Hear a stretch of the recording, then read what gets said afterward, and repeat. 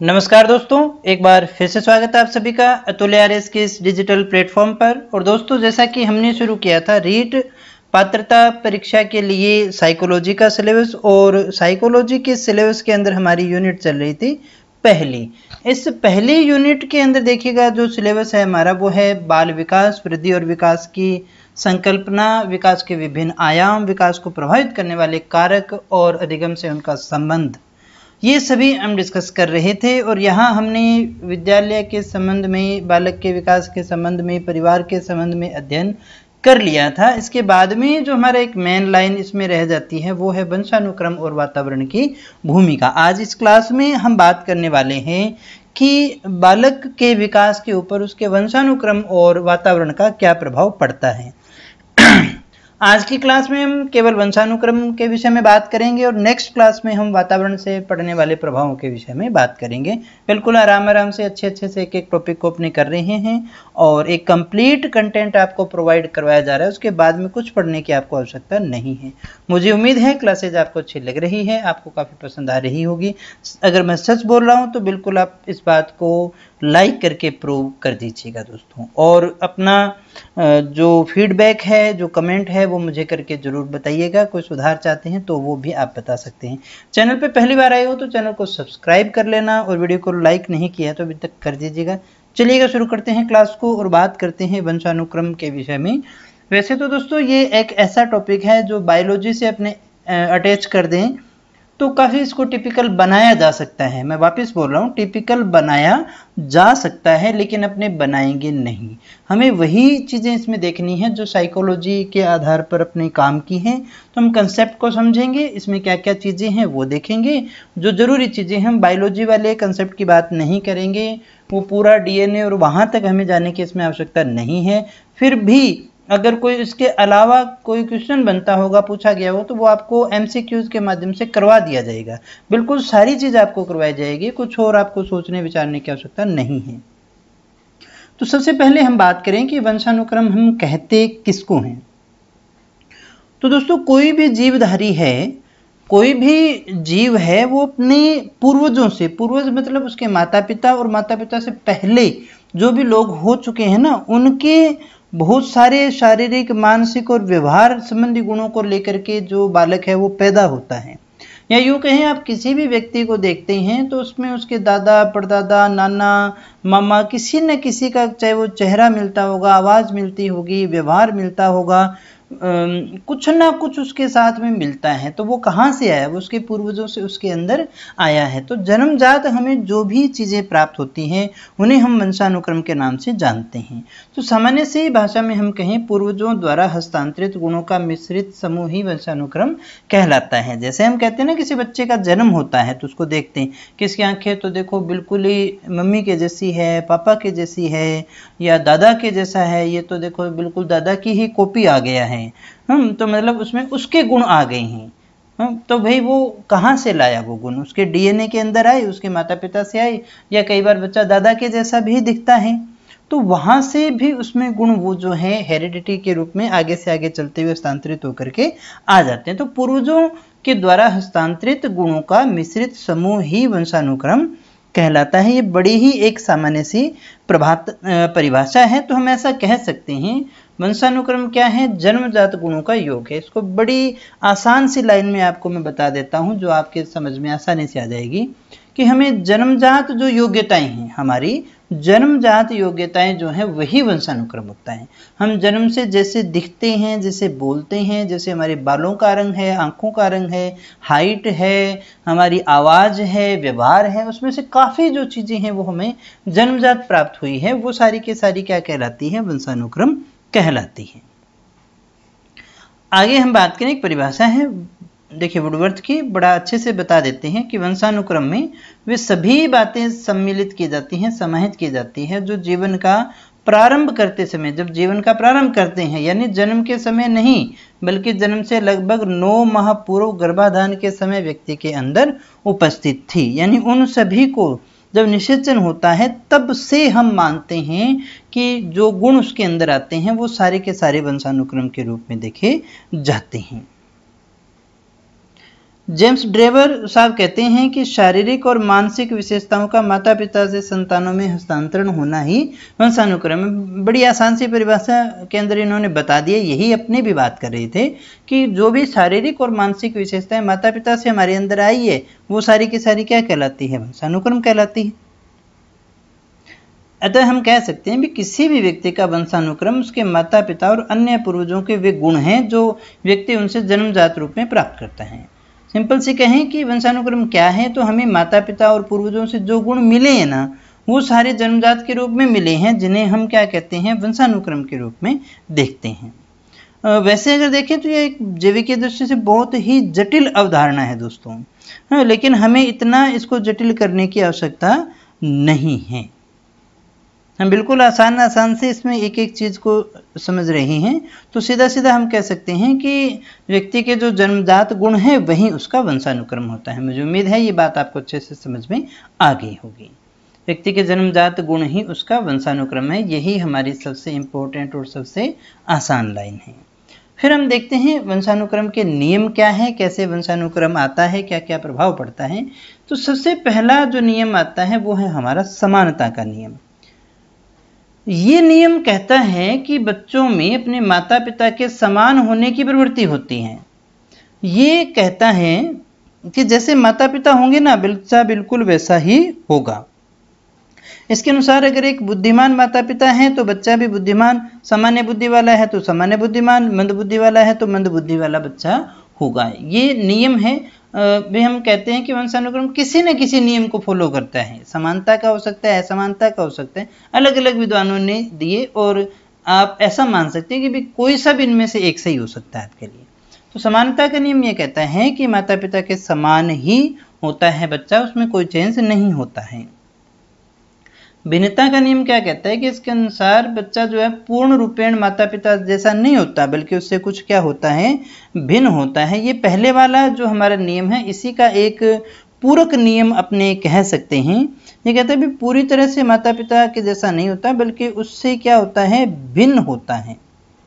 बच्चा पूर्ण रूपेण माता पिता से कुछ भिन्न भी होता है। कभी कभी हमने ये भी देखा ना कि माता पिता बहुत बुद्धिमान है और उनका बच्चा जो है या औसत या बहुत ही मंद बुद्धि का हो जाता है। माता पिता गौरवर्ण है लेकिन बच्चा श्यामवर्ण हो जाता है। तो कई बार क्या होता है कि बच्चा जो है वो बिल्कुल अलग भी हो सकता है। ये डिपेंड करता है कि उसके जो वंश सूत्र हैं उनके अंदर कौन सा सहयोग हुआ है, उसके ऊपर डिपेंड करता है। तो जहां समानता का नियम कहता है कि बिल्कुल डिट्टो ही होंगे, तो ये कहता है नहीं जी, उससे भिन्न भी हो सकते हैं।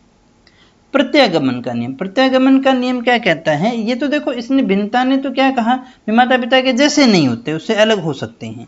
प्रत्यागमन का नियम थोड़ा सा अलग है। ये कहता है कि इस नियम के अनुसार बच्चे में अपने माता पिता के ठीक विपरीत गुण पाए जाते हैं। ये ठीक विपरीत गुण की बात करता है। प्रत्यागमन क्या कहता है कि जैसे मान लीजिए, ये तो थोड़ा देखिए कि भिन्नता वाला तो थोड़ा ऐसा कह रहा है कि भी उससे अलग होते हैं, लेकिन प्रत्यागमन का नियम क्या कहता है कि प्रतिभाशाली माता पिता के बच्चे हम देखते हैं बिल्कुल वैसे नहीं होते हैं। कई बार हम देखते हैं बिल्कुल ही मंद बुद्धि हमें प्राप्त हो जाते हैं।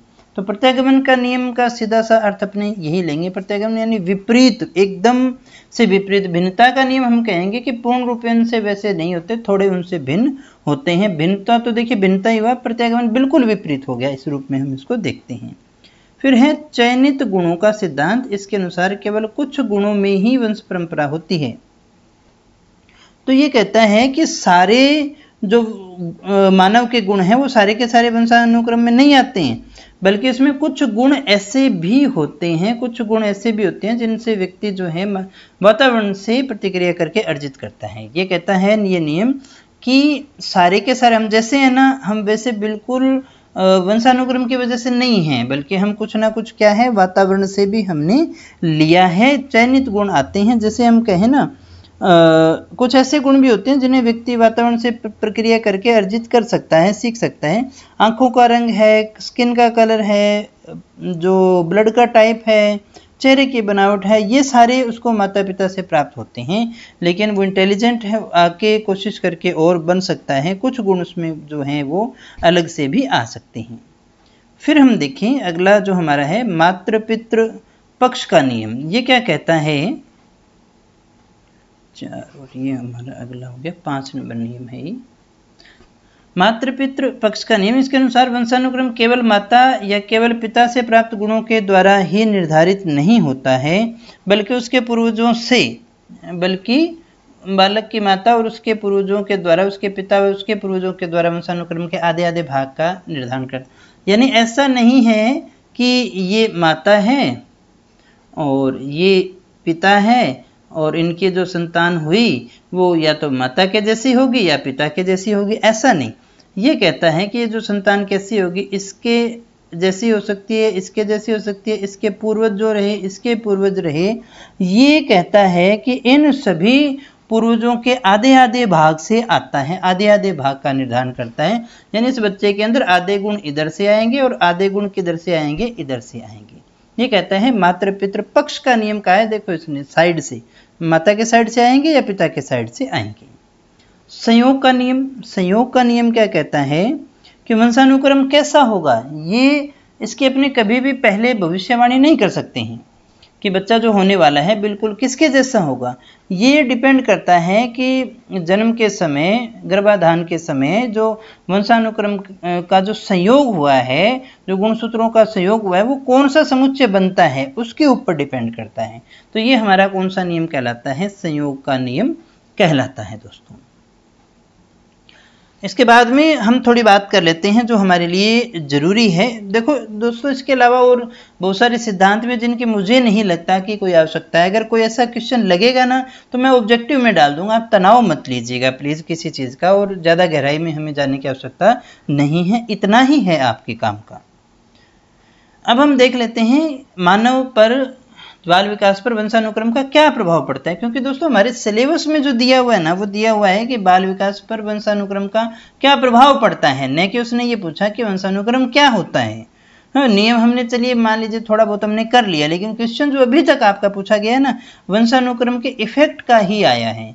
उसने हमेशा यही पूछा है जब भी क्वेश्चन आया कि वंशानुक्रम कौन सा जो प्रभाव है वो जो वंशानुक्रम का नहीं है। तो इसी टाइप के आपके क्वेश्चन आने हैं, वो बायोलॉजी वाला नहीं आएगा आपके। चलिए हम बात करते हैं कौन कौन से प्रभाव पड़ते हैं। सबसे पहला तो है मूल शक्तियों पर पड़ने वाला प्रभाव। ये एक प्रकार से सिद्धांत जो है, मत है, थार्नडाइक ने ही दिया था। ये कहते हैं कि बालक की जो मूल शक्तियां है ना, जो मेन पावर है उसकी शारीरिक और मानसिक, वो उसके वंशानुक्रम पे ही डिपेंड करती है। यानी बुद्धिमत्ता और शारीरिक जो पावर है, अगर माता पिता स्ट्रॉन्ग है तो वो भी स्ट्रॉन्ग ही होगा।